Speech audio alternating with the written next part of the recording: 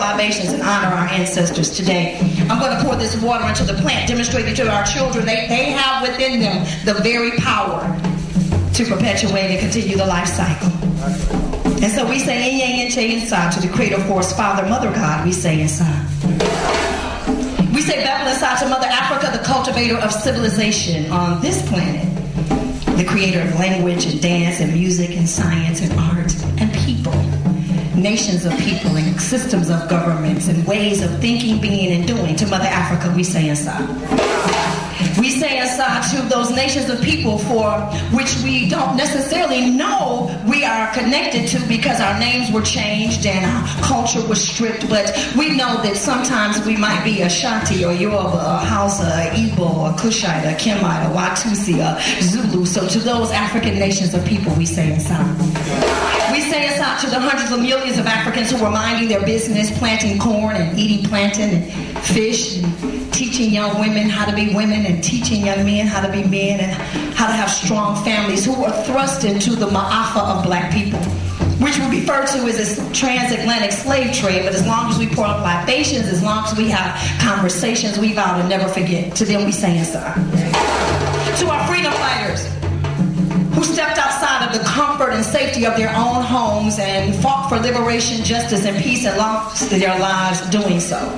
To Patrice Lumumba, Kwame Nkrumah, Stephen Biko, we say inside. To Yahweh Asantewaa, Queen Nzinga, and Taye, we say inside.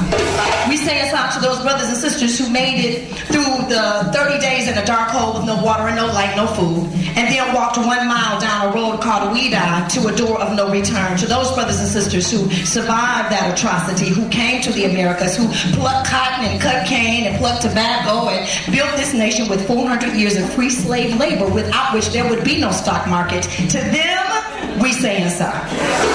We say inside to our grandmothers and our nanas and our big moms who took nothingness like pig guts that was in the garbage and turned them to a culinary delight, who took flour sacks and made dresses and curtains because everything that they touch, they make it more beautiful. To them, we say inside. To our uncles and our grandfathers who heard that Detroit, Michigan was hiring a Ford Motor Company for $5 a week. They left Louisiana, Arkansas, Mississippi, Alabama, Florida to come work in Detroit. They lived on Hastings Street in Black Bottom, and they brought their sisters and their cousins up here one at a time and got them a job, and then they transformed Detroit into Chocolate City. To them, we say inside. We say inside to our freedom fighters, to Nat Turner and Denmark Vesey. We say inside to Frederick Douglass and Harriet Tubman and Sojourner Truth. We say inside. We say inside to our literary poets, Langston Hughes and Zora Neale Hurston. We say inside. We say inside to you, my brothers and sisters, for you are here at the right place, and this is indeed the right time. Inside. And yes, to the one we come to honor today, El Hajj Malik Shabazz, Malcolm X, to Betty Shabazz, to young Malcolm, we say inside. We say inside to the children who are yet to be born. May what we learn today, may what we do today fortify us, make us stronger, stand taller, work together, collaborate harder, so that they will come into a world that we created and made better because we came together. To the children yet to be born, we say inside. And I stretch my arm out as a symbolic link that binds us together as one family. And as I drink from the Kikombe Cha Umoja, I say what's good enough for me is good enough for the community. And the secret of life, the thing that all of those ancestors whose names I called and did not call, the one thing that they teach us and show us is that the secret of life is to have no fear. Inside?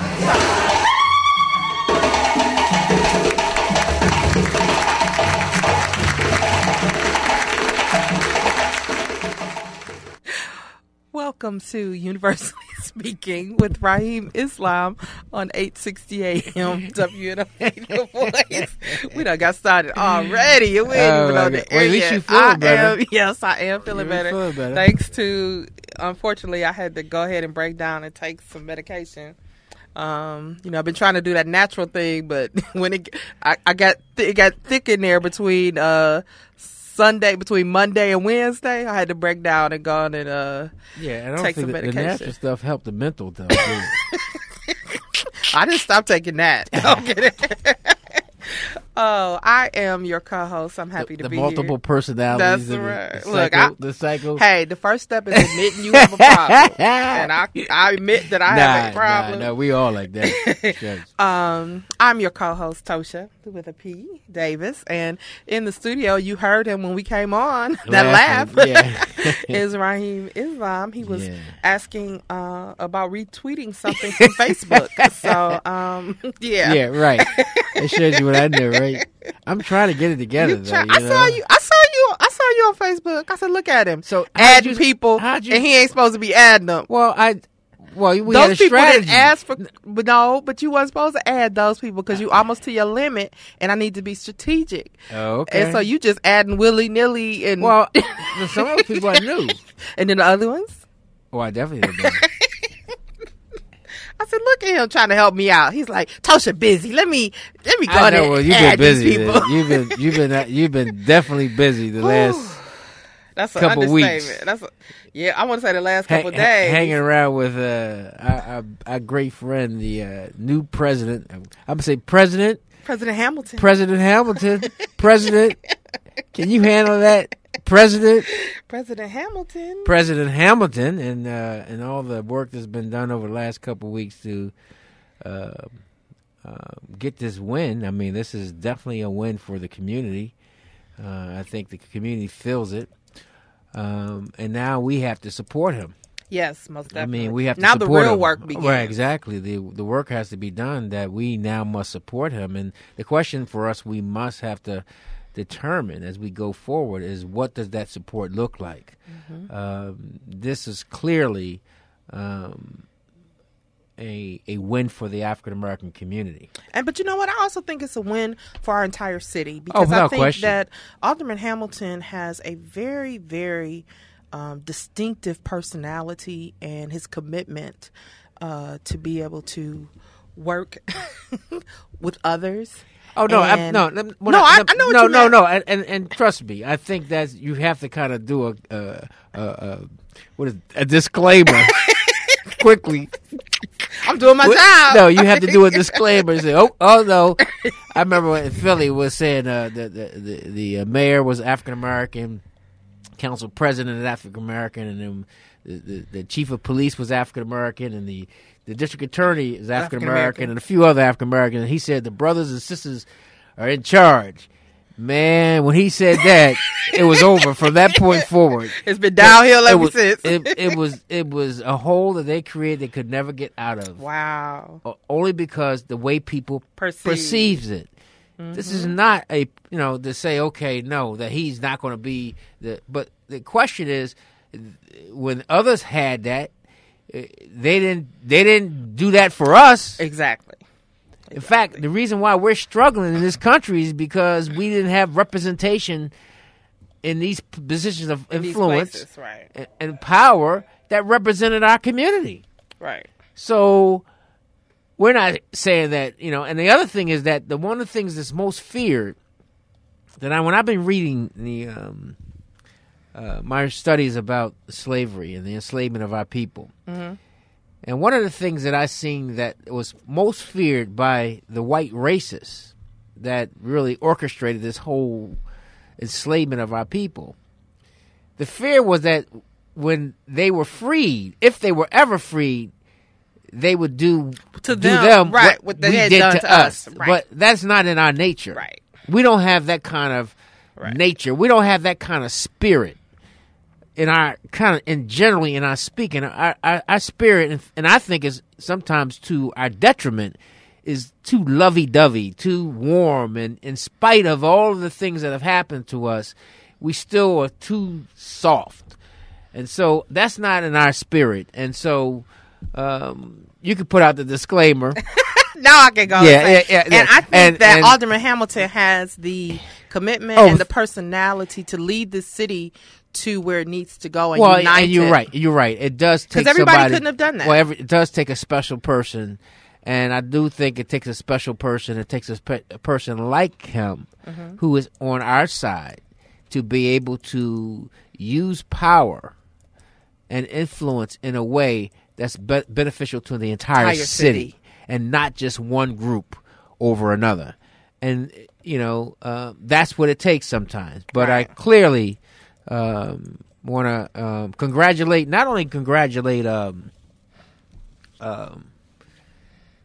Ashanti, President Hamilton, but I want to congratulate really all of the newly elected, all the members, especially in the African American community, the members of Common Council, specifically Khalif Rainey, and is it Cavalier Johnson? He's going back and forth between Chevy and Cavalier right now. But okay. But his given name is Cavalier, and Shanita Lewis, Shantia Lewis. I'm sorry. That's okay. And by the way, I did meet her, and she's a phenomenal sister. I think she's going to really work well on Common Council, specifically to help the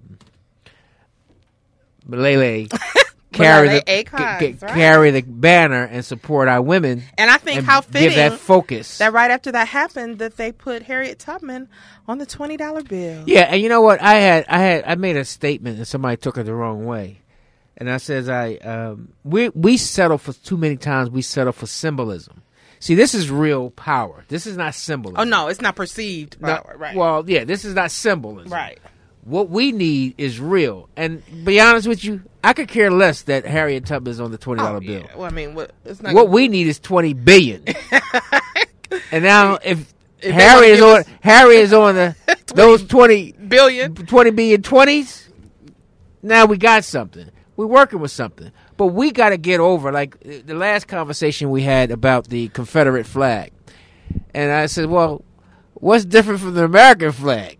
That was flying high when they was oppressing us for over 400 years. It was flying high when they was killing us and hanging us and lynching us. It was raised high when they disallowed us every access in American society until the 60s. With the historical landmark decisions of the Civil Rights Act and other acts.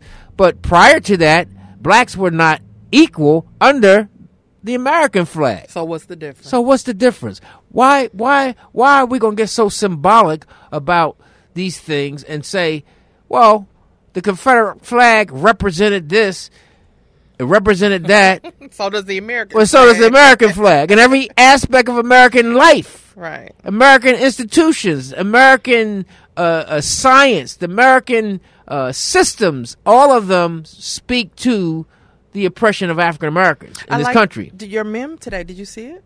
No, I didn't. Yes. Memes. Again. Am I the only one who don't know all these stuff? I don't think though our community know. I'm assuming they don't know. They do know. Answer the question, guys. Do y'all know what memes is? Yes, they do. So, Keon, do you know what a memes is? Oh, excuse me. I sent you a cheat sheet of all these words so you would know. When? About a month ago. I'll resend this to you. Yeah, please. Because you know what? The funny thing, I was looking for an article you sent me. I said, ain't no way in the world I'm going to find that article. Not with all the stuff I sent you. Please. Are you kidding me? You should have just asked me which one. So this is what you said today. Slavery produced a culture where white people learn superiority and blacks learn inferiority. Yes. So that's a product of slavery. So I want to make sure I don't miss. So the council president is not symbolic. No. The 6 members of African Americans, the assistant mayor, for lack of a better word. The 6 members African Americans on Common Council is not symbolic. It's real. Wait, breaking news. It's pronounced meme, not mem.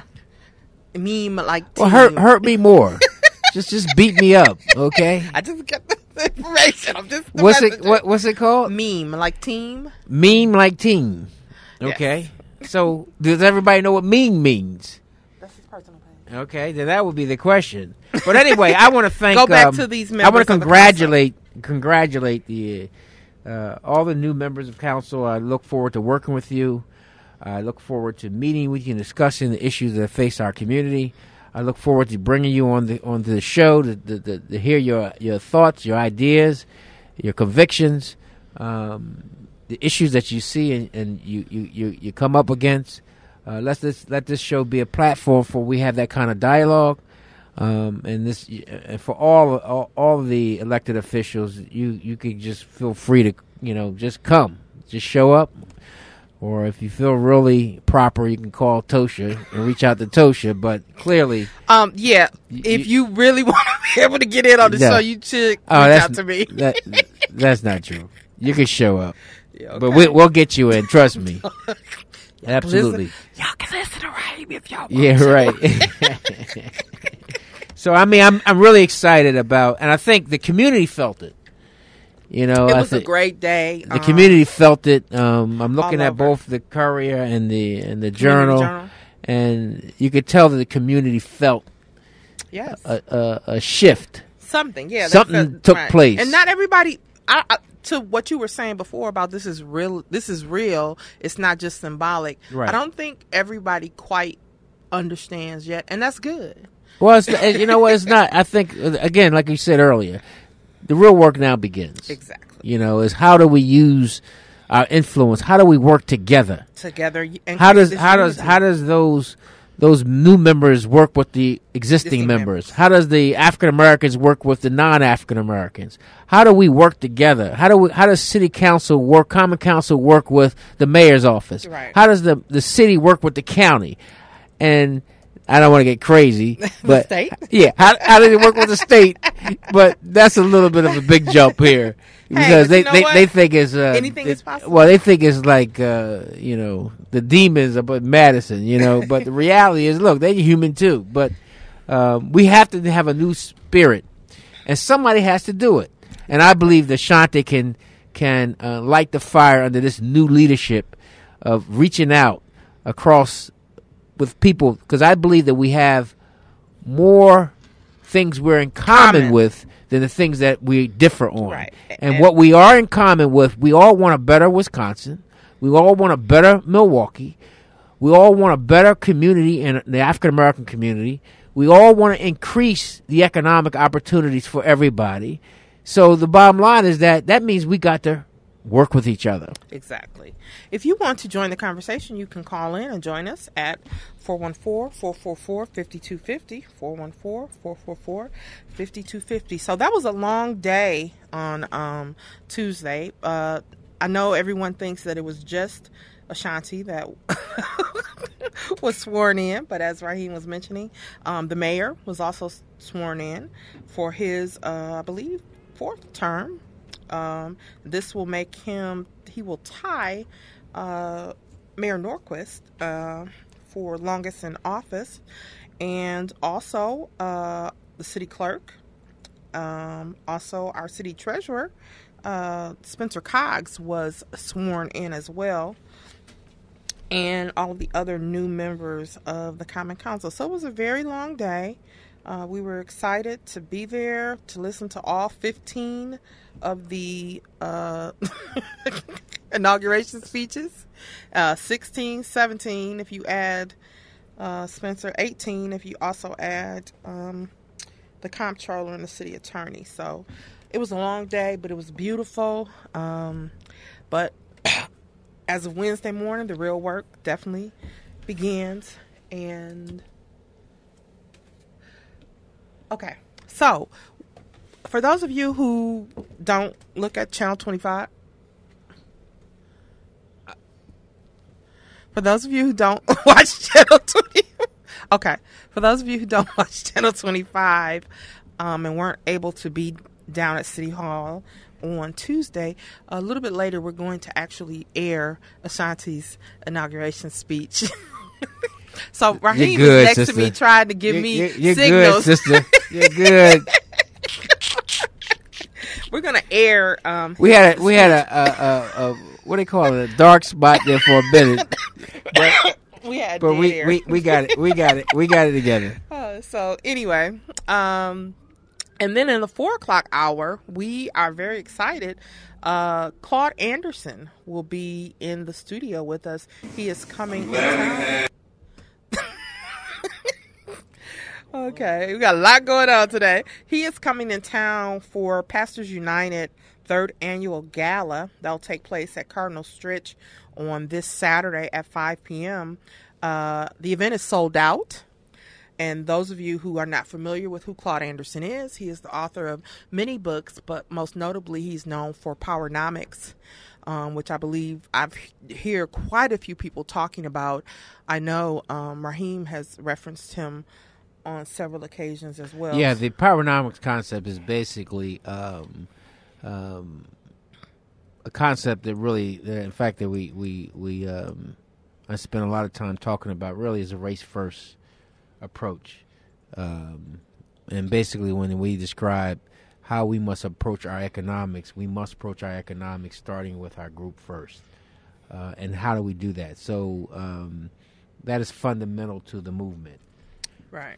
So he will be in town. He's actually coming here straight from the airport, but he is the keynote speaker tomorrow evening at Pastors United 3rd Annual Dinner Gala and Award Banquet, which will be held at Cardinal Stritch University. Again, this event is sold out, which I'd like to congratulate Pastors United for selling out. I know that this is a big event for them. They look forward to this every year, and this being the third year, I think it is absolutely awesome that they have sold out. We are going to take a break, pay some bills.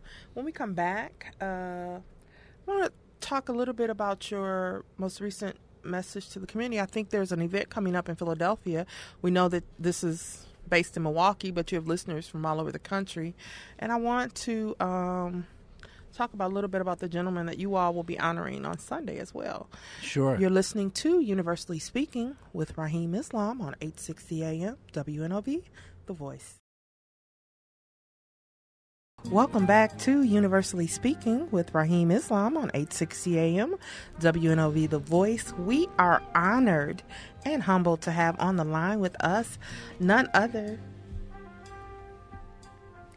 Rahim is not good at hand signals. It's either shoe fly or come away. Come go with me. How about no. No, I won't say that. Okay. Go ahead. Go ahead. You go ahead, sister. Okay, brother. We are honored to have on the line with us none other than Mr. Kenny Gamble from the Sound of Philadelphia. Hello, Mr. Gamble. How are you? Hey, I'm doing good. Good to talk to you. How you feeling? I'm good. I'm sitting here with your partner over here. He, you know, he don't slow down. No, I was talking to him last night. He was saying he wasn't feeling too good last night, Yeah. You can't tell it looking at him right now. He hides it well, but, I was sick on Monday, so. Really? Yeah, we just have to keep going. Well, be careful. Just be careful, Yes, sir. But I'm glad to talk to you. This is a pleasure. So you heard the Al Sharpton interview, right, Rahim? Yeah, I did. But did you come? I heard the first part. You had some technical difficulties. Did you come back again? Yeah, I came back. Oh, okay. So did he. Yeah, he came back on. Yeah, I heard it was a good. The second part we were talking about politics and how the convention, the okay. Well, going to be in Philly. Oh, great. And I was asking them, I said, well, what's the platform? I mean, what kind of input we going to have on that platform? Don't seem like... None. It don't seem like we have no input, The $20, we're going to get Harriet Tubman on the $20 bill. That's about it. They gave us ours up front. They're going to give us a symbolic win, Here, I was telling them, I said, with the African American community, supporting the Democrats in such large numbers. Without them, they wouldn't win. Without any kind of a deal or something in the platform that's going to say that at least you're going to invest in the communities in some kind of way from an economic standpoint. Exactly. So hopefully, it's not over yet. Maybe something will happen. Well, we've been having discussions about working with the national black publishers, the national black journalists, and the Philadelphia community of leaders to talk about holding a town hall meeting with the incumbent, the Democratic incumbent, the Democratic candidate. And 9 times out of 10 is going to be Hillary to discuss. We've had one meeting with the DNC about that, and they were all for it. So we're now trying to pull together those other groups because they will be able to get this message out around. We got to start having conversations about economics. We need a lot of things, but one thing we need the most of, we need resources back in our community. You need resources. Yeah. I mean, they give resources all overseas, all over the world, everywhere except in our community, and we need them. We need those resources. But we know you calling though, and thanks for calling, Kenny. For I mean, most of the times they see me, but if they see me, they seeing you because I always say that I'm one of the disciples of Kenny Gamble. So listen, we're working together. Oh, no question about it. And one of the things that I think that tragic loss we had, the loss of Prince. Prince, yeah. And you know, it's unbelievable. What a great artist and person he is. You know what I mean?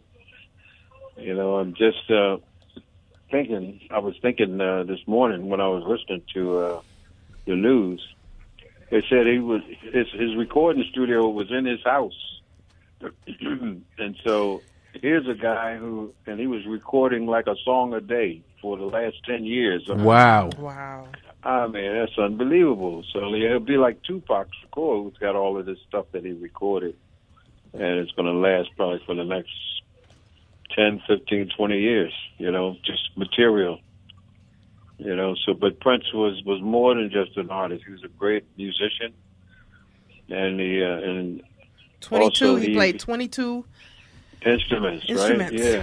And then the other thing, too, that is really his legacy is how he was so socially conscious, you know, and he wasn't afraid. He wasn't afraid to fight the major corporations like Warner Brothers when they wouldn't give him his masters back. Everybody used to tell you about that, right? About absolutely. Masters. All right. And owning your own masters and owning your own rights, you know. So it's so he was quite a gentleman. Well, I think that one of the things that people, you know, I think they know I don't know if they know little about you, Kenny, and I think they're learning more and more. But you know, your influence in the music industry and specifically around protecting you know, African Americans in the industry, building African Americans, and also using this platform to help African Americans across the board. Mm-hmm. And there was no bigger. We actually are living and continuing the movement of the Black Music Association. Exactly. Which Kenny founded and started to try to pull everybody together. The concept of us working together, that we're more powerful together than we are by ourselves. Exactly. Well, that's what the Black Music Association was all about. And me and Reverend Sharpton, we were talking about it today because he was part of that too. That was in the late 70s and early 80s, where we were able to create a forum for young producers and writers and artists to talk about the value of owning your own masters and owning your own publishing and your own creating a distribution arrangement. And Philly International was an example for many of the people to follow, just as we use Motown. We use Motown as an example also. So you know, you got a lot of successful people. Yeah. Now I know. I'll get that in a minute. I know. Yeah, I want it. I'll get it in a minute. Okay. Yeah, I'm at a meeting. Oh. That was while I'm at the cultural meeting. Yeah, you know that's funny because we were going to talk about that, but one of the things that we're doing and is part of and many people don't understand its significance, but we're fundamentally, in order for us to kind of rebuild our community, one of the things we're doing is taking control over our voice. And how we teach who we are and what we are, and also to honor our ancestors as part of a more institutionalized way of doing things. This is going to help us build Black pride. So you at the Philadelphia Community of Leaders Cultural Task Force meeting. Yeah. Right. Yeah. So I got to get back in there. Mr. Campbell, I just wanted, before you hang up, I know that you usually have these great stories about whoever it is we're talking about. So just before you hang up, do you have a Prince story? Well, I tell you, we went to, when I say we, it was my partner Huff and I. We went to Minneapolis. They had a Black Music Association luncheon there. They invited us to come, and we went there. It was so cold in there. I mean, that place was cold. Like Milwaukee? Yeah, I think it's colder than Milwaukee. That place was so cold that they had like tunnels that you could walk like down the street that would shelter you from the wind and the cold. But anyway, it was a beautiful place. And Jimmy Jam and Terry Lewis, they were there. And what happened is that we rode around, and I didn't see Prince when we were there. I think he was out on tour or something. But we did take a tour, and we rode past his house. And the guy had a purple house. The house was purple. Yeah. That's one of my Prince stories. Hey, listen, and but it was beautiful. I mean, it was really, really nice, because that's the color that he kind of like that reminds you of him, is that color, purple, and also that seal that he had. That's his seal. Right. When you see that seal, you think of Prince. So it's all good. It's all good. Well, brother, we're gonna get you back. You know that because I be giving them little tidbits on these songs, and we just played two songs. One of our theme songs is with the Michael Jackson, the Jackson 5. I heard that. And then one of the songs we did a deep dive into the family reunion last week. So we should have had you. So I was representing you. Oh man, that's a good song, man. Oh, it's phenomenal. And you know what's so good about it is that you had some great singers to sing it. Eddie Levert, he did an excellent job in the OJs. So we were very fortunate, and so was Prince. I mean, look at the music that this guy has been able to create. Yeah, heck of a catalog. Unbelievable, So he'll be missed, but. We got to keep going on. You got to keep moving. We got to keep moving. Well, death respects nobody. We all have to do that. That's right. I heard you say earlier on the interview was saying that now he's one of our ancestors. He's one of the ancestors now. And then the other thing is, like Elijah Muhammad said, he said that the only way you can escape death is not being born. Right. So every soul will taste death, So we need to get used to it and prepare for it and try to do as much as we can while we're still breathing, So it's good to see you hustling like that, Rahim. And keep on working. I'll take a page from one of our friends in Philly, Sultan. I'm a flat-foot hustler. Right. Yeah. We had a great meeting with him the other day, man. He's doing great, Sultan. Yeah. All right. Thanks so much, Kenny. Thank you. All right, get back to your meeting, man. We call him Eminem, right? Really? Yeah, the meat man. The meat man. Yeah. I'm a little. You must be Eminem Jr. Yeah, I'm little Eminem. Oh, so you got to be Eminem. So it's funny. I was just about to talk about the event that you have coming up on the 24th, which is honoring Philadelphia community leaders and the African Genesis Institute, honoring the life, legacy, vision of noted historian, educator, author, and philanthropist Dr. Edward Robinson Jr. is going to. Now he reminds me, Dr. Robinson, to the gentleman who founded the Holocaust Museum. Oh, Mr. No, the Holocaust Museum. Cameron. Dr. Cameron. Dr. Cameron. Similar. Okay. Coming from I think he's a little older. He was a little older than Dr. Cameron, but the significance and his meaning to Milwaukee is similar to Philadelphia. So we have we have them in every city. In every city, right. And we need to make sure that we honor them. Right. I was about to do this, and I got an alert on my phone that the Philadelphia Tribune just posted information about the event on Sunday. Oh, great. So that's going to take place this Sunday at the African American Museum in Philadelphia. Yeah, in Philadelphia, guys. Those, if you got to listen hard because Philadelphia. This is all Philadelphia. But this is all on your social media page too. Right. So if they read it wrong, there isn't an African. There is an African American museum here. There's a Wisconsin African American museum here. So we are very excited about that, and I know you will be flying out to make sure that you're back in Philly for that event on this Sunday. So I'm very excited. I think we have a caller holding on the line. Caller, thank you for holding. Do you have a question or a comment? Oh, hi. My name is Nicole, and I have a comment. Hi, Nicole. Hi. Thank you for getting my call. I wanted to expound on Prince and what a remarkable person he was. And with all the problems we have in our society that, our young people and even people like myself, I'm in my early 50s, that we can look and emulate him. And one of the things that they had shown clips of interviews in his past, and he said that, his father was a perfectionist. So that when he started, playing music, he was really hard on himself, and that's why he was so talented. Right. By age 12, he knew how to play 20 different instruments. So he always pushed himself, and kept going.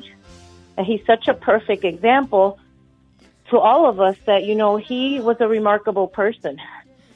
Yes, and he will be missed, and we definitely have lost another great person from our society. Thank you for your call, caller. Oh, sure. Thank you. Bye-bye. You're welcome. We are going to take a break. When we come back on the other side, we've got another guest in the studio. We're going to make sure that we play that clip for you, Rahim, Ashanti. Okay. We have a guest in the studio that we're going to have speak to us and share a little bit with us when we come back from the break. You're listening to Universally Speaking with Rahim Islam on 860 AM, WNOV, The Voice.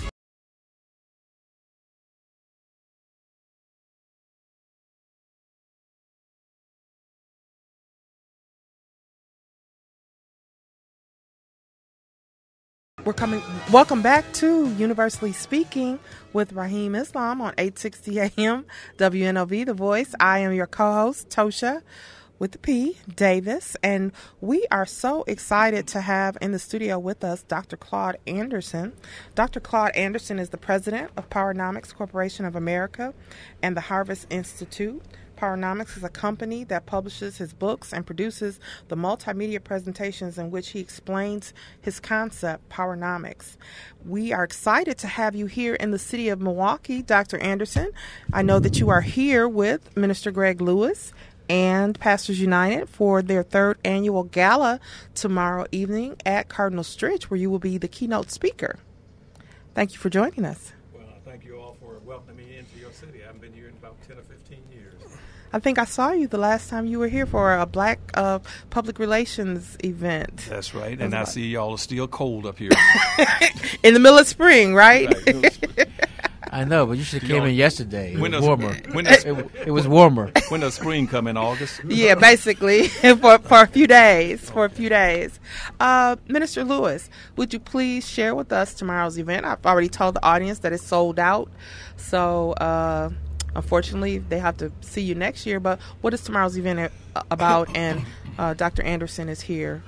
Well, we've been working on gathering, churches together for this is our third year now, and we need to go to another level, especially in economics. We brought the truth teller into town today, Dr. Claude Anderson, because we really need the raw truth about what's going on and why we're in this condition and how do we get out of this condition and what it's going to take. And I didn't know anybody else who could do that better than Dr. Claude Anderson. So we said, let's try to get Dr. Claude here. Oh, man, we can't get him here. I said, man, well, we're finna try. And we did, and he's here. And I am just so, man, I'm elated that the doctor decided to come in and be with us tomorrow at our 3rd annual gala and banquet. You know, when we first called him, we talked to his wife, and she said, well, if you're having a gala or a banquet, he ain't coming because we ain't got nothing to celebrate. And I said, well, listen, let me tell you what we're doing. You said, hold up, wait a minute. Please. I said, let me tell you what we're doing. Then we sent down the work that we've been doing.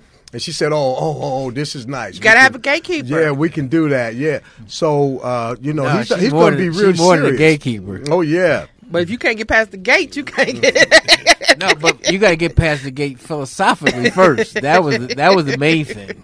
Yeah, so Dr. Claude is going to be here to be our measure of truth in the community. And we want to take it to another level for folks who really want to get things done. I don't think we can keep doing what we used to do and think we're going to go forward anymore. And we can't be afraid of money and power anymore. And we have to talk about those things in a way that maybe some people won't like, but I think it's important that we hear from somebody with the truth. So that's why we had Dr. Claude. Tomorrow at Cardinal Stretch at 5 o'clock, we're going to have our fellowship. And at 6 o'clock, we're going to start seated. We're going to have a short, give out a few awards, but we want to spend most of the time hearing from Dr. Claude Anderson on tomorrow. It's going to be very interesting. Well, I have the fortune and the honor to have known Dr. Anderson, and I met him through a great friend of both, Dr. Walter Lomax in Philadelphia. And I was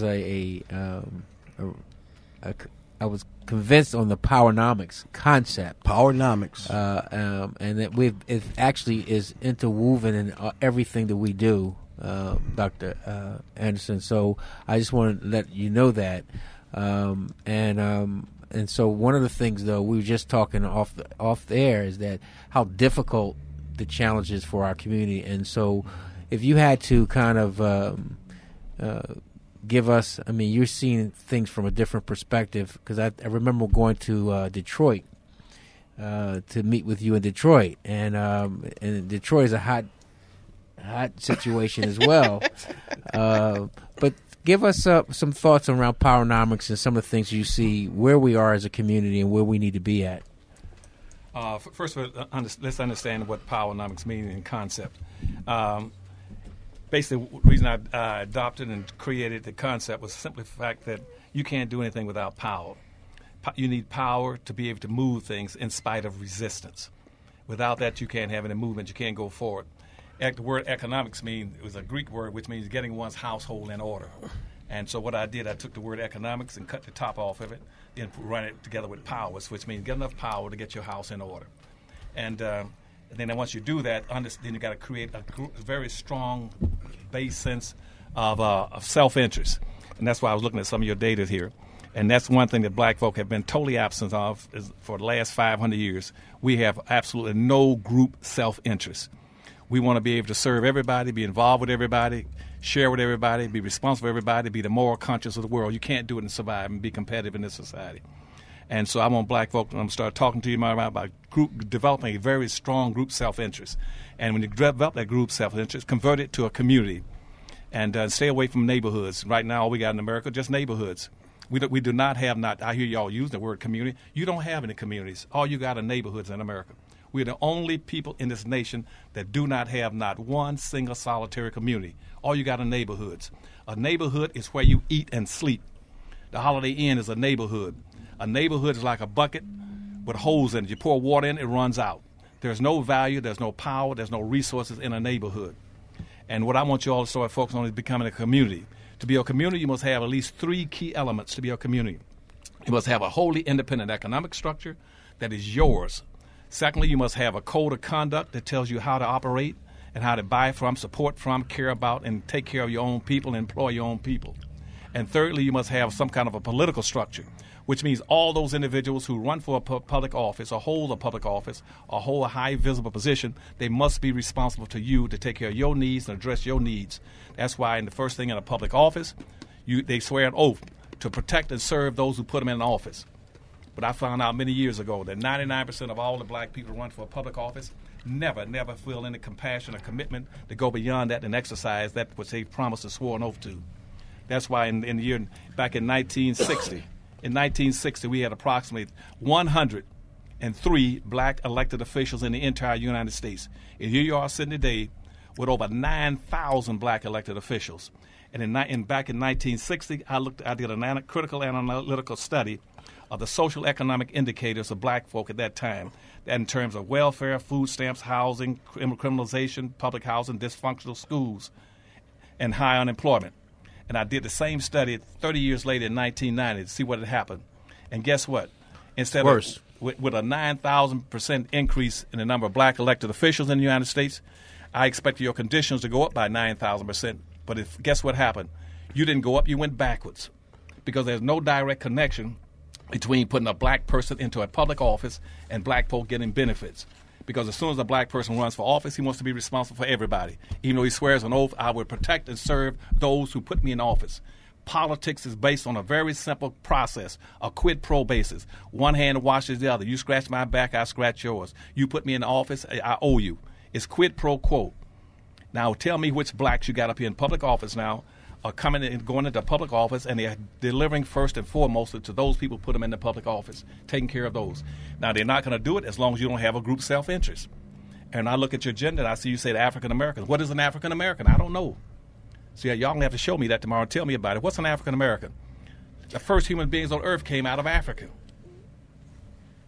And all human beings came out of Africa. So anybody that comes to American is an African American. Right.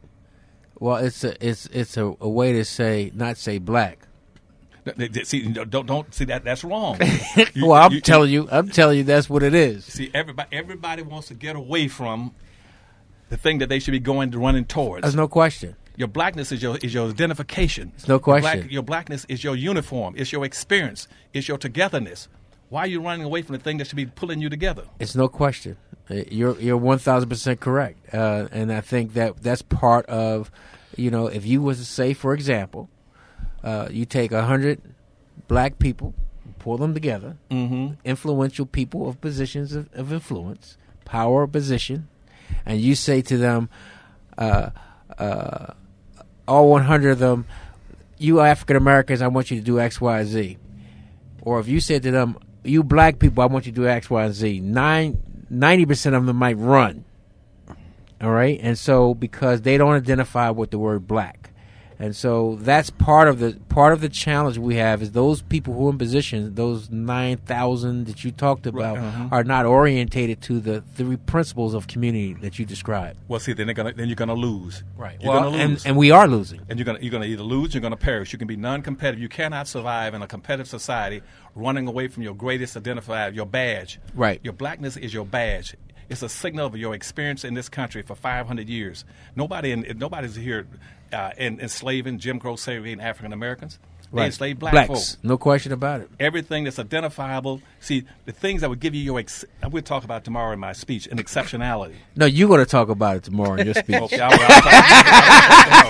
You won't have anybody to talk back to. So you're gonna be saying, but I think that it will support the argument that we have to have from the center come from that perspective, and the challenge is that too many of the people in positions of leadership feel that way. Well, see, then they shouldn't run for public office. They should go home and look at TV and go and watch Oprah in the evening.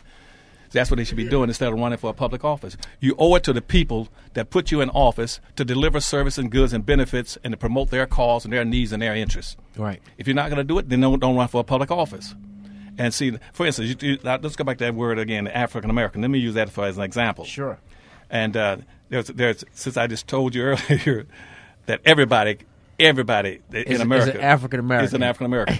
And see, we had one Pakistani that came from Pakistan. He moved to South Africa. He lived there for about 4 or 5 years. Then he moved to Bethesda, Maryland, and he went to apply for admission into the University of Maryland. And once he got admitted, he applied for the scholarship under the Banneker Scholarship. The Banneker Scholarship was supposed to be a black scholarship. He applied for it, and he was turned down. They said, "Well, no, it's for African Americans." And he said, and he applied for it. They wouldn't give it to him. You know what he did? He went to the Supreme Court of Maryland, and filed a lawsuit and he won $150,000. He sued the university because he said, I'm an African American. I came from South. Yes, I'm originally from Pakistan. I lived in South Africa. Then I came to America. I'm an African American. You blacks are silly enough to keep playing this game, this name game about what am I? You're black, black, black. You came here black. Mom and Daddy sent you here black. You're running away from your experiences. All the things, the reason you can't get into wealth, you can't get into power in this country, because you will not identify that which made you unique. What you're unique with in this country is not being an African American, but being a black. Look, I'm like, move, let me sit next to him right here. Well, I know, I think, but again, I think we got to go to, as you always talk about, the root cause. I mean, so why do we hold that opinion? What, I mean, we kind of know, I mean, but many of us don't believe that we're actually thinking that we're independent. We're thinking that we're thinking with our own brains and our own power. Yet we've been educated to pretty much adopt and accept what you're describing. So what is some of the things you think about of how to deal with that issue of the kind of the I go back to the early 70s when you had computers, this operating system that we're now operating from. Well, simply because you're looking for acceptance. You're looking for love in all the wrong places. You should be looking for love and acceptance with your own people, and you're trying to get everybody else in the world to love and accept you. That was what the whole civil rights movement was about. Civil rights movement wasn't about elevating black folk in terms of quality of life, ownership, control of resources, power and wealth, and to be independent and competitive. It's about proving to the white society that if y'all just give us a chance, let us come into your restaurants, your hotels, and go to your school and live in your community and marry your women, we'll show you that we're nice people. That was not the problem. Dr. Anderson, we have a caller. I don't mind. Hi, Michelle. You're on the air live with Dr. Claude Anderson. Well, hello. Hello, Rahim and Ptosha, and hello definitely to Dr. Anderson. It is a pleasure. I am calling because I just want to ask about something. So I personally identify as both Black and African American. I identify African American in particular because of a connectivity to the continent of Africa. And I think that it is important to do that for me because it keeps me rooted in who I am and where I descend from. So what would you say to somebody like me who says I identify as both?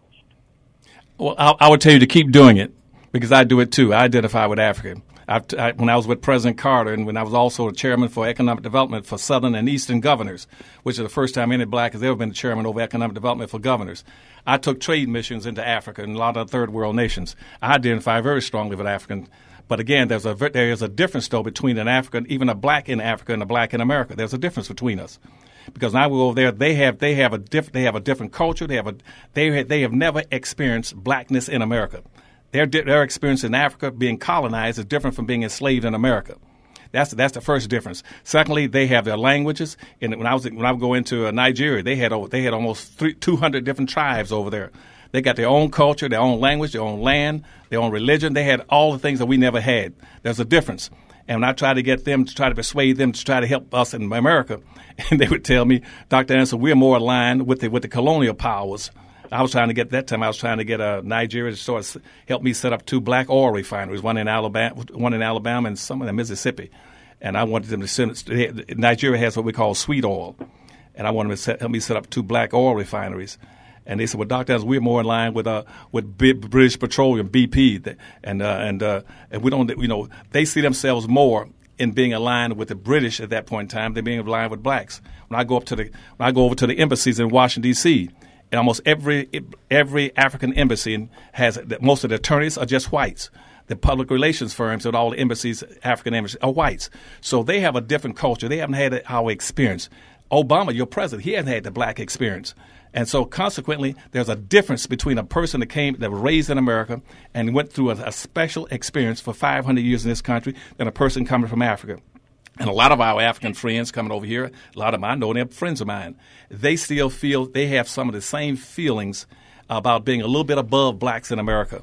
When I have black friends come in from Jamaica and the Caribbean, they feel they're a little bit above blacks. But what I'm telling people right now, there's nobody that should be higher than blacks in this country, and that there's a difference, there's a distinction between an African American or a Jamaican American, and then a black American. Blacks have gone a very unique, different experience. Please continue to identify with Africa, because we're going to have to help them. But before we can help them, we must help ourselves in this country. I want blacks in this country to build an economic base that's so strong that we be just like Jews. We'll be able to dictate public policies, not only for blacks in America, but for blacks around the world. And just like Jews in America, they set the public policies for what happens in Israel and in place with any Jews on earth. Blacks in America have the resources and the opportunities to establish a very tight-knit, concentrated economic, political base in America so that we can begin to decide things for black folk around the world. Continue to identify with Africa and support Africa when you can, but first and foremost, drop your bucket where you stand and identify with blacks in America, identify with your blackness, and fight for that first and foremost. That's our uniqueness, and I'm going to talk about that tomorrow in my speech. All right, thank you. Thank you, Michelle. Thanks, Michelle. Yeah, I like Michelle, that. Minister Lewis is here too, Michelle. In fact, I have a question for you, Minister Lewis. Yes, what are you trying to accomplish with what would the success look like for you tomorrow when everybody walks away and leaves? That's success for you. Everybody walks away from the event tomorrow evening. What do you want to see happen? What does success look like, and how do we kind of package that to be able to fulfill the goals and objectives that you're trying to obtain? Well, I'm always talking about us working together and doing things for ourselves, and I'm just tired of being at a standstill here in the city. Just everybody just all on their own, doing what they want to do, not really accomplishing anything, but still going in different directions. Everybody's running around like chickens with their heads cut off, and nothing's really being progressed here. We don't get the jobs, we don't get the contracts, we don't get anything. As a matter of fact, everybody makes money off our misery, and we don't even get to share in that. So I'm hoping that we can stimulate and maybe make some folks a little bit upset and uncomfortable about the way we're dealing with each other. I heard Dr. Edison say mad. Yeah, and if that can happen, then, we'll take it from there, because we're not going to just stop here with Dr. Anderson. Sure. After that, we're going to work together, and we're going to bring them back for a big workshop. Sure. And so we're going to have something here significant going on to wake these people up, and I thought it was Dr. Claude Anderson. And when we leave tomorrow, I want them to be walking out in amazement of a man who has the information that we need to rectify some of these situations, and we notice about ourselves that we haven't done anything. That's what I want to accomplish. Well, one of the things I think that, and I've been pushing for Dr. Anderson clearly is how do we get off this merry-go-round that we're on and get traction to begin to see some results? So one of the things that we've been trying to do here, in addition to language, is to get a critical mass of people who can think race first, who can think about us as a people and think about our future. And so I think for too long that we want to see all these problems resolved. You talked about 500 years. Then the question: what does success look like for us in 2016? What should it look like for 2016 and 2017 and 2018? So what should success look like right now, and how do we get some traction? I think first of all you got to first identify your problem, and see. And unfortunately, for 500 years, probably 99% of our people don't even know what the problem is. And what is the problem? They have no idea what the problem is, because why? Because they've been acculturated to focus strictly on symptoms, on symbolism, and dig into minutiae, major and the minors. And I look at and see. Let me give you what some. For instance, they go after the symptoms of our conditions. Dr. Anderson, we got to spend more time on unemployment. We got to spend more time on unemployment. We got to spend more time on more affordable housing, low-income housing. We got to spend more time on food stamps and welfare. We got to spend more time on getting the high rate of criminalizing of black folk. All those are symptoms of your problem. Sure. And see, there's no way that smart, bright, energetic, conscious black people like you all can solve a problem when you're focusing on the things that are not your problem. Your problem is one thing that has never been addressed and rectified in the 500-year period. And you should ask yourself, what was the primary purpose of 360 years of slavery, 100 years of Jim Crow semi-slavery, and 50 years of benign neglect and political correctness? What was it? There was a purpose behind them. Did y'all ever ask yourselves, what was the purpose? What was it designed to do? Can anybody tell me? Well, in my humble opinion, I don't mean to put you on the spot. I don't mind being put because I like to be just teach me. But in my my studies, I've seen that it was all about control and economic control of using us as being part of an economic control for our people in our community. I'm proud of you. You're absolutely right. That was one of the big components. The whole purpose for the 500 years. I feel good. You made me feel good. Of 360 years of slavery and 100 years of Jim Crow segregation and slavery, and now 50 years of benign neglect and political correctness. It was designed to maldistribute almost 100% of all this nation's resources, money, wealth, power, privileges, rights, and controls of all levels of government into the hands of the dominant white society and its sub-ethnics that he built into 1790, what they call nationalization immigration codes, to make sure that those people got everything. You were never in the design. It was the maldistribute and shut you out. And you're still shut out. Mm-hmm. Right now, you own and control 1/2 of 1% of anything of value in the most powerful, wealthiest country on earth. You own 1/2 of 1%. It's impossible, totally, absolutely impossible in theory and practice for you to be able to compete and survive. You've been blessed to have held on for 500 years. You're getting ready to get wiped out right now. Right. You're going to get wiped out. You don't want to control anything. It's not civil rights or social integration that decides your future in this country. It's what you own and control. What do you own and control? What do you produce besides sweat, dancing, singing, playing with balls? Dr. Anderson, we have a caller who's been holding. Caller, thank you for holding. You have a question or a comment? Well, I called earlier. This is Nicole calling again. It's so enlightening that this minister is talking the way he's talking. And one of the things, they had a gentleman, Dr. Frazier, that was on WNOV earlier this week, and he was talking about that black people need to become merchants and not purchasing things. And, the value of where you came from. I think it's time for this country to recognize black people and to respect black people, and that black people and people of color, be respected.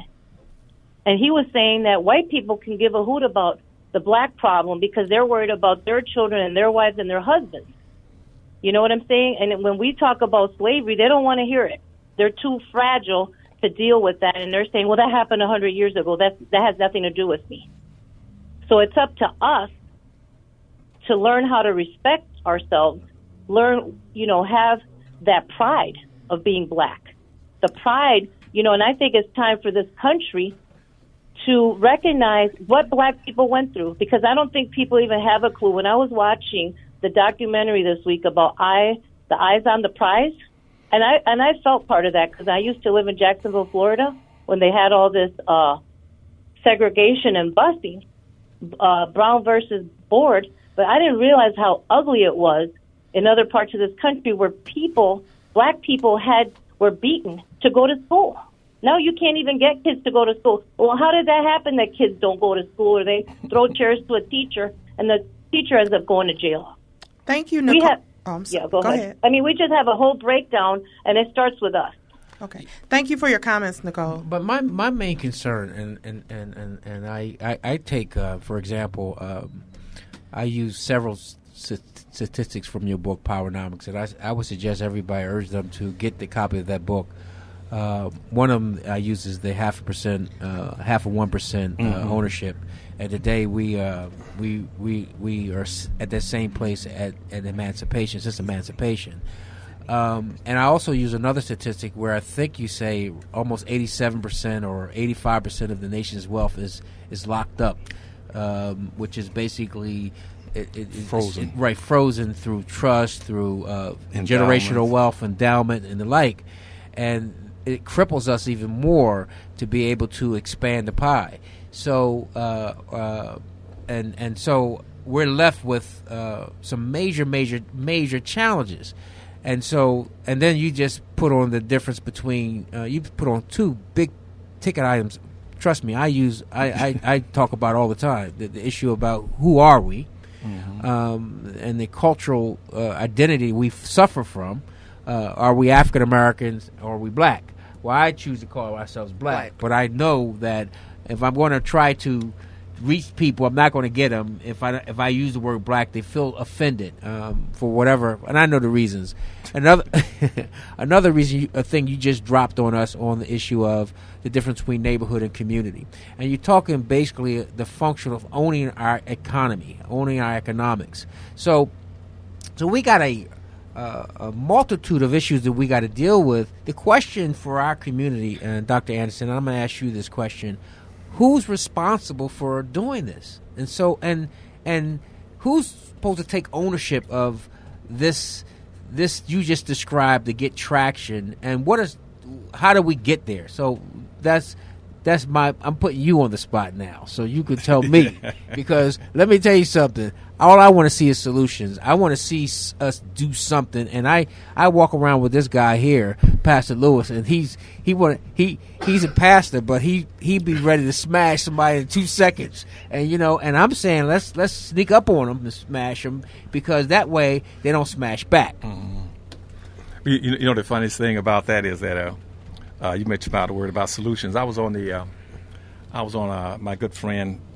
He passed, the Walter Lomax, which is one of my best buddies. Oh yeah, he was a beautiful brother. And I was on his radio station about 3 or 4 weeks ago, and they were saying, Dr. Anderson, we know the problem. We want to know we want to know the solutions. I said, no, you got it reversed. Right. What you know is you got all kind. You don't know the problem. Right. And see, if you start with the problem, it becomes easy to get to where you want to go. Right. And see, slavery was an economic issue. Right. Always was an economic issue. Right now, Jim Crow segregation was an economic issue.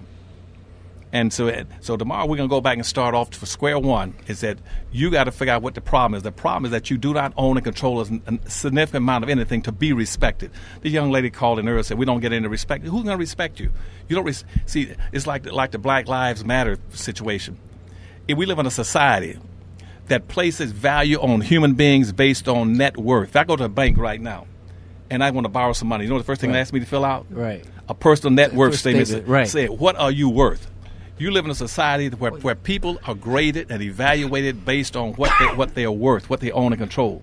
So you won't say that. Look, you don't respect me. That's what I'm saying. They're not going to respect you. I mean, so they respect you depending on how much you're worth. What you're worth. Exactly. See, when you hear people talk about, well, look at Jay Rockefeller, you look at Donald Trump, they respect those individuals. Not because of some biological qualities that he exudes, that his skin and flesh is better than yours. Right. It's because of what he represents in terms of wealth and power.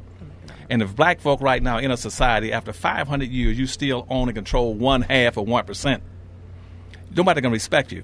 Right now, if I can find 3 or 4 white men in this country, let me go back before I even say that. When you came out of slavery, at that point in time, the average typical white person had 3,500 times more wealth than the average black. Here you are 150 years later. Guess what? Whites still have average white has over 3,500 times more wealth than you have. If I can go find about 5 or 6 white men that got more wealth than all 43 million black folk put together, who's going to respect you? And your personal net worth is less than 1/2 of 1%. You live, and when people see that, if I right now, we have a saying, when you hear people say, you aren't worth 2 cents.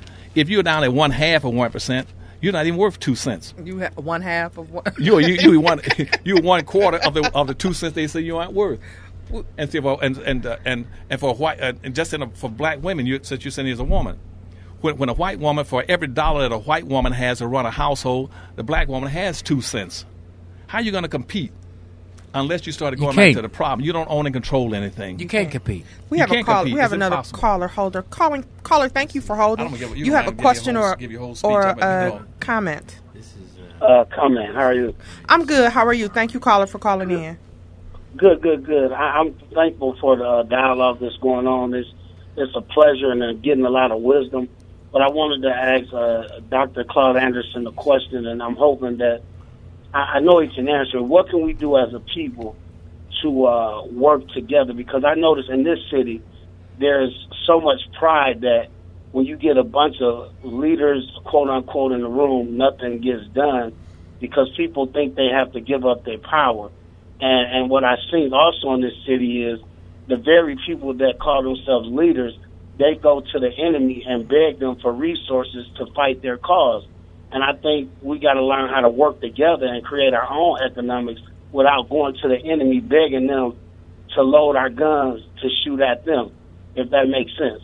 And I feel you shouldn't beg for what you want.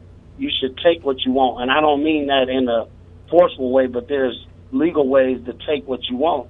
Until we learn how to come together, I just see that I don't see no way of being able to do that. But I hang up and listen, and God bless you.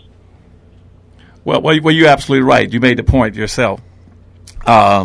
See, black folk can start off with the fact that collectively right now you have an annual disposable income that makes you about the 9th richest nation on earth in terms of disposable wealth, income, not wealth. Because right now we don't retain about 1/2 of the wealth that the money passed through our hands, and see, we don't practice group economics. In terms of group economics to be empowering, your money should bounce and stay in your hands and bounce around 8 to 12 times before it leaves. Typically Hispanics, because they understand they play as a team. Racism is a team sport. You either play as a team or you lose. Right now, you just talked about how they don't get along and they go to meetings and everybody identify with white. So you don't have a team. You're through. So you can forget it. You cannot play in a team sport as an individual or a broken up, disorganized group. You're never going to win. There's no way that the Washington Redskins are going to beat the Dallas Cowboys and when they don't play as a team, they go out there and do their own thing, play all kind of little silly games. You're not playing as a team. But if you played as a team and started practicing group economics tomorrow, in this country and in this city, where you say, we're going to practice group economics, we're going to follow the model. If Hispanic money bounces 6 to 7 times before it leaves the community, white money bounces 8 to 12 times before it leaves their hands, before it goes any place. Arab and Asian money bounces 13 to 14 times before it goes out of their hands. Jewish money bounces 18 times before it goes any place. Black money doesn't bounce once. You got an annual disposable income of over $1 trillion, and it doesn't bounce one time. Because as soon as you get paid, you rush right out and spend 97% of your money directly into other people, into the white community. While the white community is boycotting you. They're not rushing into your neighborhood, into your communities, into your businesses and spending their money. You're rushing to beg to give them your money. You're playing a losing game. So tomorrow, what I'm going to be telling you all, if you don't get your act together, you're through. Because there are people around the world that says, and like the group, the Committee of 300, or the Beckenberg group, or the Illuminatis, this right now, you're moving into a period around the world that's getting into a dog-eat-dog cycle. Only those who produce and can sustain themselves, who are self-sufficient, are going to be able to, and can compete, are going to be able to survive on this earth. Well, Dr. Anderson, I don't want to, because we recreate what's going to happen tomorrow, but we wanted to thank you for stopping by, Pastor Lewis, for bringing this great man past us, and I'm hoping that people come there with a clean head, ready to hear, and ready to hear this. You gonna lock the door? Well, no, we're gonna make sure, because this is serious. What you described is a very serious situation. This is no joke. Either we get it together or we perish. That's right. I use the term that we become second-class citizenship, which is basically in really slavery and 21st century slavery. Well, you can't even be second-class citizen anymore. Hispanics knocked you out of second class back in 2000. Third. They made you third class. Third. And in about another 9 years, Arabs and Asians are going to make you fourth class. So you're not going to be forced to be in second class. So they better listen to you and get their act together real fast. Well, again, this is a really serious situation that we find ourselves in. And my question, for all of us is that somebody has to draw a line in the sand and begin to take on ownership of this issue and begin to building the infrastructure necessary to be able to not only defend the black community, but advance the black community. But I just want to thank you, Dr. Claude Anderson. Google him. I mean, for all you Googleites, as they call it that, all of you internet you created people, a word, Googleites. Yeah, all you internet people. You want to know about Dr. Claude Anderson and the books that he's written and the institute that he represents, all of the information that he's talking about, all the information he's trying to share in our community. Google him, and if you're not going to be at the event tomorrow, Pastor Lewis, thank you so much for your leadership. Thank you for so much for bringing Dr. Anderson to the studio, and also thank you so much for having him as a keynote speaker tomorrow. We're looking forward to this great day tomorrow, and the goal for us post tomorrow is to try to harness this energy and get some traction so that we can actually be able to defend ourselves. You know what, Rahim, I would suggest those who can't attend the program tomorrow, either because they're too busy or they weren't not able to secure a ticket to get in. I think they should either go buy the books. Those books cover most of the things a lot of things we're talking about, and they can get those books off the www.powernomics.com. And these books, unlike any other books, have been written in the history of this nation. There are no comparative books in the history of this nation been written like these books. They define the problems for you and lay out the solutions and analyze everything for you. The first one is called Black Labor, White Wealth, that Ebony and Jet calls the second Bible for black folk. And it shows you how you've been systematically, socially engineered into the lowest level of a real-life monopoly game that you're not playing and you're not winning. Then Powernomics picks up where that left off and says, if you're going to play the game, here's the ways to be played.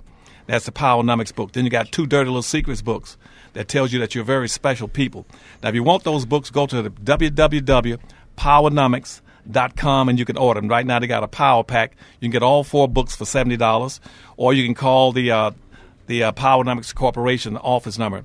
And that number, if you don't mind, I give it up. Absolutely, please. You can call the office for 301-564-6075. Again, Powernomics Corporation in Maryland, 301-564-6075, and you can order the Power Pack, get all 4 of those books. You'll get more information out of one of those books than you would get in a PhD in a university. Well, I like to say this. I do a must. I got a 10-book required if for blacks to have in their shelves, because this is how you know where people conscious or not, when you see what do they have on their shelves, what are they reading. And so I've adopted 10 books. 2 of your books are on my top 10 list, and so I didn't get 4 on there. No, well, I had to share a little bit, so but I got the 2 Powernomics. Yeah, but clearly I don't move too far away from when I'm talking. I keep telling people I'm a student. I don't move too far away from what your message is. All right, so I don't move. I might change it a little bit. I try to adapt it a little bit. I try to refine it a little bit, but it's the same message. And sometimes, and I say also, Dr. Anderson, that we all damaged by this experience here in America. Some are more damaged than others. You are one of the least damaged amongst us, and that's why you can teach us. So thank you so much for being here, and I look forward to tomorrow. Pastor Lewis, thank you so much, man. Oh, you're very welcome. All right. We are going to take a break and pay some bills. You're listening to Universally Speaking with Rahim Islam on 860 AM. WNOV, The Voice. Now, you've heard from the members of this esteemed body. You see the passion that they possess, not only for their districts, but for this city. And it is an absolute honor to be sitting here as their and your newly elected president of this Common Council.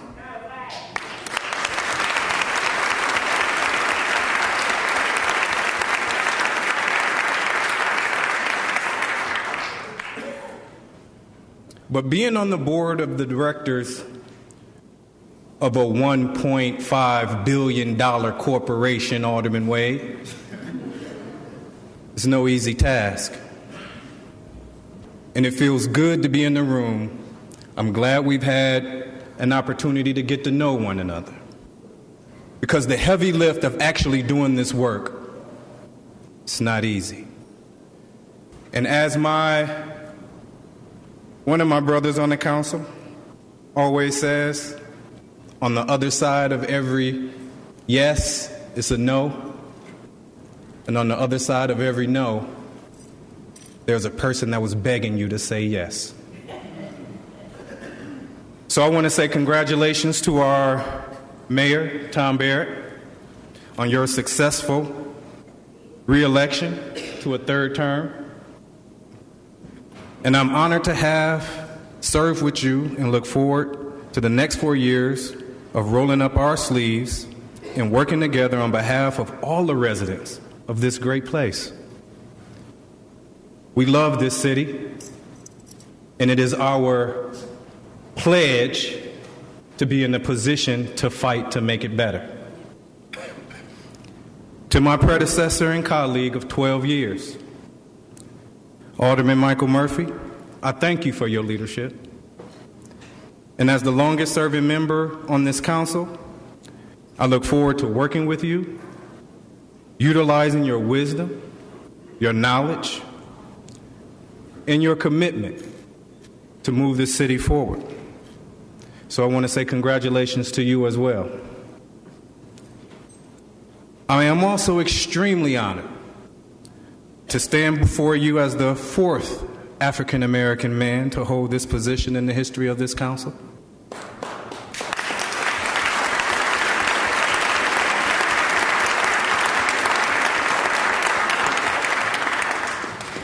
You know, history means a lot to me, because none of us get anywhere on our own. But Alderman Ben Johnson, I want to thank him for unlocking the door. I want to thank Alderman, Mayor, mentor, friend, father figure, constituent, Marvin Pratt.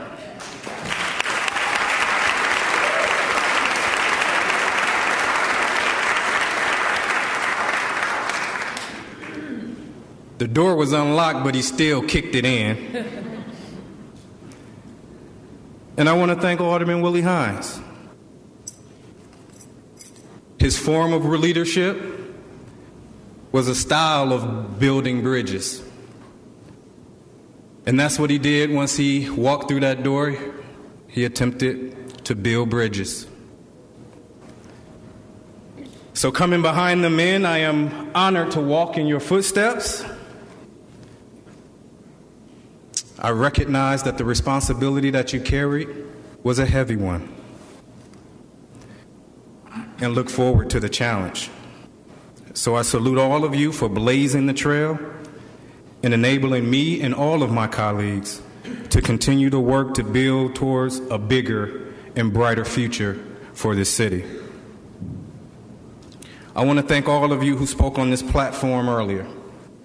You represent the wonderful diversity that this city has to offer. This is a beautiful city.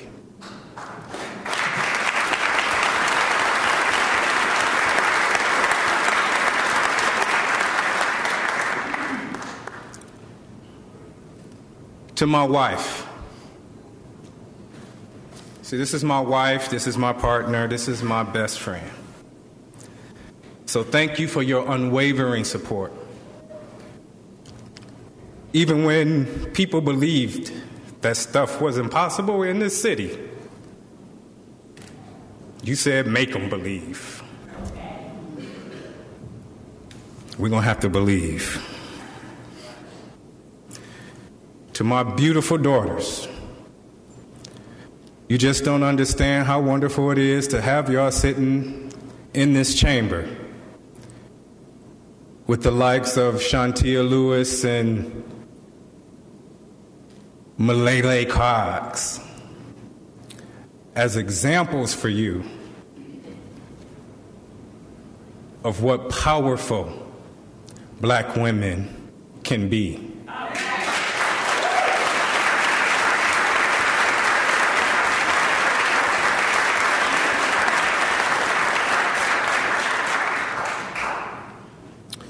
You definitely are my greatest gifts.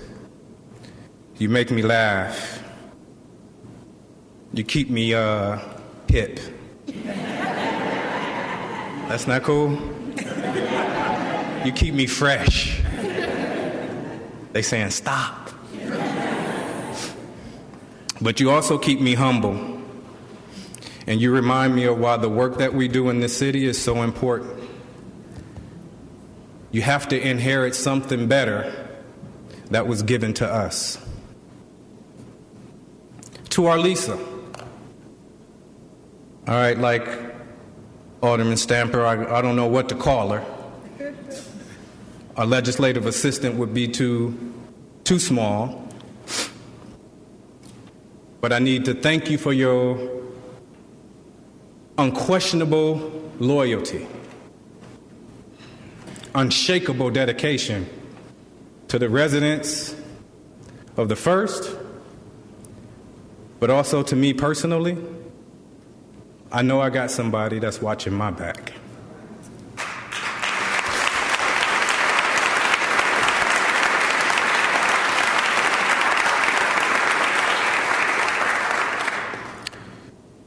And to all my family and friends that are here,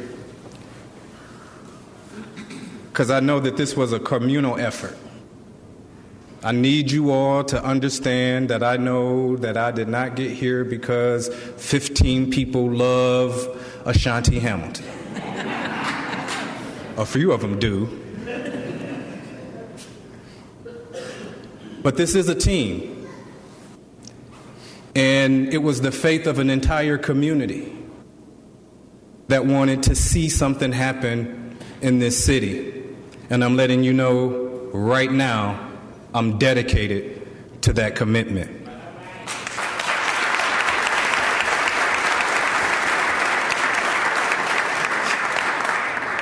We have a number of residents here from the Fighting Fabulous First. Look, they're all across the room. Some of them here are sitting over here with Alderman Stamper. Mavis, she's one of mine too. And we have Letha and Crystal. They're in here somewhere, and we have Mr. and Mrs. Davis. They're sitting in the back. You know, Mr. Davis is brothers to Alderman Joe Davis, but he's going to let you know right now that he's an independent man and he's running his block watch over on Villard, and he's the mayor of that area over there. So he didn't lose his election, Mayor Barrett.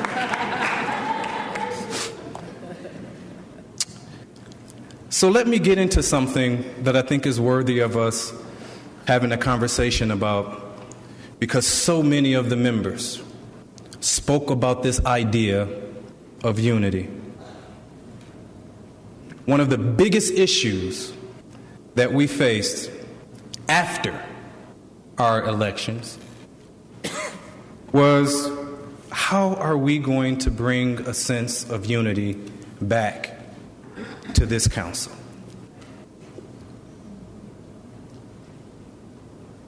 It should be no secret to any of you sitting on this floor, this is a divided body. We're not trying to stay that way.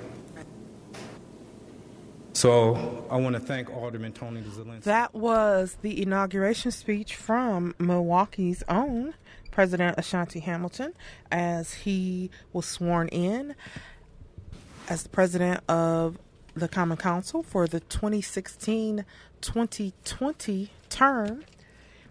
We are so very excited and proud of him.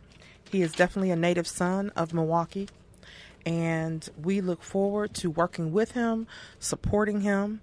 We're going to share another excerpt of that either after we go off, we'll finish it, or we'll share it with you on Monday. It was an exciting show today, Rahim. It's getting towards the end. went a little bit faster. I do have a couple of things that I need to share before you give your last last ending thoughts. X-Men United is presenting Connecting the Blocks. Are you tired of knowing but no one is listening? Are you that someone capable of community defense? Okay. Are you tired of knowing? Are you that someone? Okay, I'm not reading this right, so please forgive me. Anyway, each block needs a representative. They're looking for block leaders. You can sign up today by contacting Tori Tojo Johnson at xmenunited64@gmail.com. And he can give you more information, or I'm sure you can also connect with him on Facebook. That's Tori Tojo Johnson. And caller, if you'll just be patient, we'll pick you up in just a moment. Also, there's a workshop on Wednesday, April 27th through June 1st at C.H. Mason Clinic, 4858 North Mother Daniels Way. This is Healthy Living with Diabetes. The workshop is free. To register and call, you can register by calling Lisa Neal at 414-466-1800 extension 1123. Healthy Living with Diabetes will be Wednesday, April 27th through June the 1st from 10 a.m. to 12:30 p.m. And I also want to remind all of you that Universal Academy, the Universal Company's family of schools, is currently enrolling for the fall 2016 at all 3 campuses. 1 school, 3 campuses, 1 mission. Please call 414-716-5901 for enrollment. You can also stop by any of the campuses to visit. That is the Lee campus, 921 West Meineke Avenue, the Webster campus, 6850 North 53rd Street, which houses the middle school and the high school, and also the Green Bay campus, 3872 North 8th Street. Again, that phone number is 414-716-5901. Caller, thank you so much for your patience. Do you have a comment or a question? A quick comment here. I enjoyed the show. Dr. Claude Anderson is a powerful person, and I appreciate y'all bringing him to let us hear these things, because I enjoy the Panther. One of the hosts did the Panther, and it's a lot. Even though we're not reading those books, but just to hear them express all the knowledge that, we may be missing, from not reading, and then to know how to put it in action, because that was powerful when he said neighborhood or community. Exactly. So we got to know what's in the community, because we don't have a community. We have a war zone. We know what's in the war zone: shooting, killing, all that. But I think we need to get on that right quick and change this city, change our area around. And we can do it with our new elected. He was powerful too. I enjoyed that too. Thank you so much. You're welcome. Thank you for your comments, caller. Also, before we are able to leave today, I would be remiss if I did not encourage you to pick up the most recent copy of the Milwaukee Courier, Rahim's 5th part to the State of America. We must examine the formal end of the Black Holocaust and the Reconstruction period is in this issue. If you cannot pick up a paper, please go online to MilwaukeeCourierOnline.com, where you can actually see all of his articles, or you can follow him on Facebook, Twitter, Instagram, or LinkedIn. His eyes are blinking every time I say all those different pages. And all of his articles are there as well. Well, one of the things I think that we're getting close to is centralizing everything. We're almost there. We're almost there. It's been a process. We're closer than we were. Yeah. And I will begin to showing or putting out a weekly message by video starting next week. So then people can read, they can listen to the radio, right. They can go watch the video. They can go online, they can follow me, the different things. So all of these things are moving towards the center of a message that I think Dr. Anderson spoke very, very eloquently, that we must first and foremost, and you said it early in the day in the show when you said you acknowledge the problem, and so you don't have a problem. I don't know exactly what it was you were talking about, but you said that at least I acknowledge. You admit that there's a problem, right? So the first thing we must do in order for us, we was talking about mental. Yeah, mental health. Exactly. We must do as a people is acknowledge the problem, and not the symptoms, as we've been focusing on. The black on black crime, or the unemployment levels, or incarceration, or the demise of the black family. Those are symptoms. All of those things are symptoms of the challenge that we first and foremost adopt. And I speak to it in my first video. I talk about the concept of race first. And I know people say, wow, we don't want to hear that. Especially we have a whole wave of opinion coming from our young people today of this post-racial society. They have no idea what they're talking about. They have no idea. They're dreaming. This is not a post-racial society. And as Dr. Claude Anderson talked about, until we are at least can counter the 500 years of oppression. So that would mean even if every day was a good day in America, we'd have to, until we can say that this is post-racial, we'd have to have 500 years of it. Right. Okay, so that's how long we're talking about. Right. This is how serious we're talking about. Every system that we can talk about, every system that we know of, every industry that we can that influences our life, we have no control over. And don't get it twisted. These people are playing for keeps. And we're not playing the game. Yeah, they playing for keeps and we're not even in They're the game. playing as a group, and we want to be on all the other groups. They got a defense, an offense, and a special teams, a coaching staff, a coaching plan, and we just happy to be in the stands. We have to change that behavior, brothers and sisters. And so how do we get there? How do we get to that point where we can change behaviors? So we're going to start with ourselves first. And we're going to gather a critical mass of people that going to think like we think first.